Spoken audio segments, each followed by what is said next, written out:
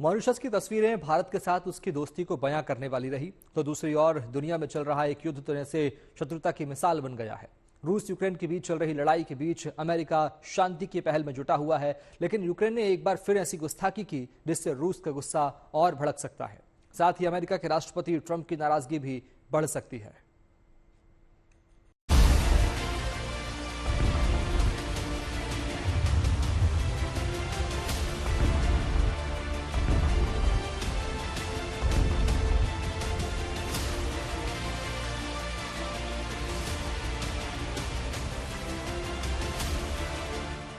रूस और यूक्रेन में चल रही लड़ाई में शांति प्रयासों के बीच भी हमले जारी हैं।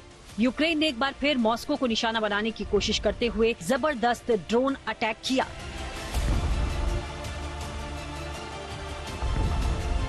मॉस्को पर मंगलवार सुबह जबरदस्त ड्रोन के हमले की बात सामने आई, जिसमें रूसी सुरक्षा बलों ने 337 यूक्रेनी ड्रोन मार गिराने का दावा किया। मॉस्को के मेयर ने इसे हाल के महीनों का सबसे बड़ा हमला करार दिया।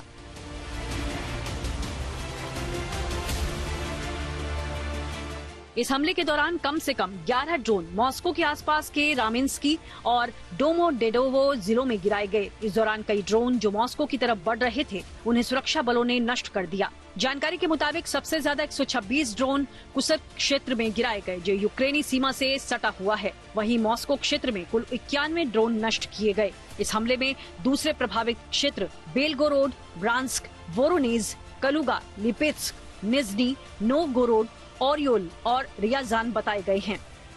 यूक्रेन के इस ड्रोन अटैक में एक शख्स की मौत और 3 लोगों के जख्मी होने की जानकारी है। मॉस्को के मेयर के अनुसार ड्रोन हमले के चलते कई हवाई अड्डों पर उड़ानों को अस्थायी तौर पर रोकना भी पड़ा।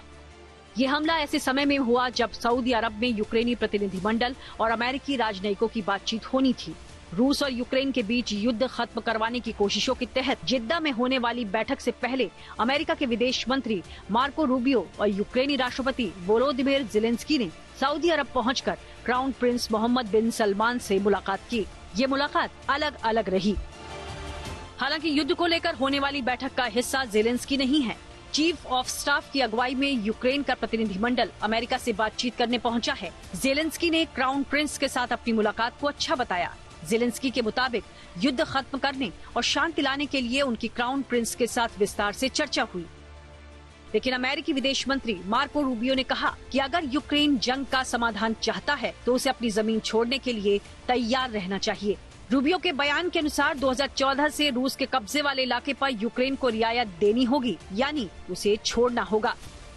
अमेरिकी विदेश मंत्री ने कहा कि मुझे लगता है कि दोनों पक्षों को ये समझने की जरूरत है कि इस संघर्ष का कोई सैन्य समाधान नहीं है। रूस पूरे यूक्रेन पर कब्जा नहीं कर सकता और यूक्रेन के लिए भी ये बेहद कठिन होगा कि वो रूस को साल 2014 से पहले की स्थिति में वापस धकेल सके।